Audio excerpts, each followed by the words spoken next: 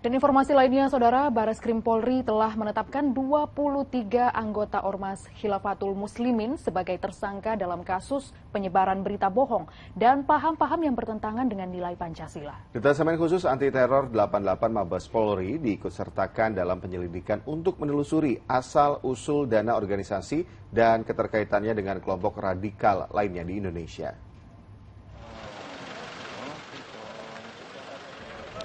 Dua tokoh sentral dalam organisasi Khilafatul Muslimin diangkut ke Polda Metro Jaya pada Minggu sore.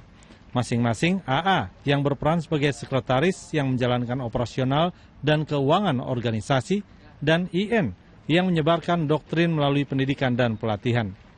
Di kawasan Galaksi, Bekasi Selatan, polisi menangkap Suryadi Wironegoro alias SW, salah satu petinggi Khilafatul Muslimin yang tengah menyamar sebagai penjual mie ayam. Sementara di Mojokerto, Jawa Timur, polisi menangkap Ahmad Sobirin di lingkungan Pondok Pesantren Ukhuwah Islamiyah di Desa Simbaringin, Kutorojo. AS disebut-sebut sebagai Menteri Pendidikan Khilafatul Muslimin.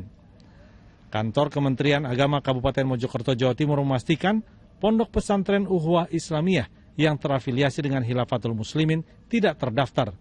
Pihak Kemenak saat ini masih mendata para santri ponpes yang bersekolah di luar pesantren. Kemenak memastikan bahwa lembaga ini tidak terdaftar dan tidak tercatat di data emis database kita. Kita punya di Mojokerto ini ada 173 pondok pesantren. Mabes Polri menegaskan sedikitnya 23 anggota kelompok Khilafatul Muslimin ditetapkan sebagai tersangka pada dugaan kasus penyebaran berita bohong dan paham-paham yang bertentangan dengan nilai-nilai Pancasila. Saat ini Polri terus melakukan pendalaman pergerakan kelompok organisasi Khilafatul Muslimin terkait dengan kirab kekhilafahan berupa konvoi kendaraan dengan tujuan mensiarkan khilafah yang dilakukan oleh jemaah Khilafatul Muslimin.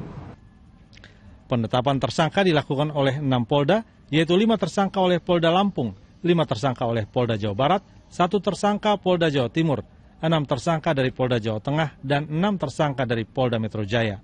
Ke-23 tersangka memiliki peran berbeda dalam organisasi Khilafatul Muslimin. Detasemen khusus atau Densus 88 Anti Teror Polri diikutsertakan dalam penyelidikan untuk mengetahui keterkaitan kelompok Khilafatul Muslimin dengan kelompok radikal lainnya di Indonesia.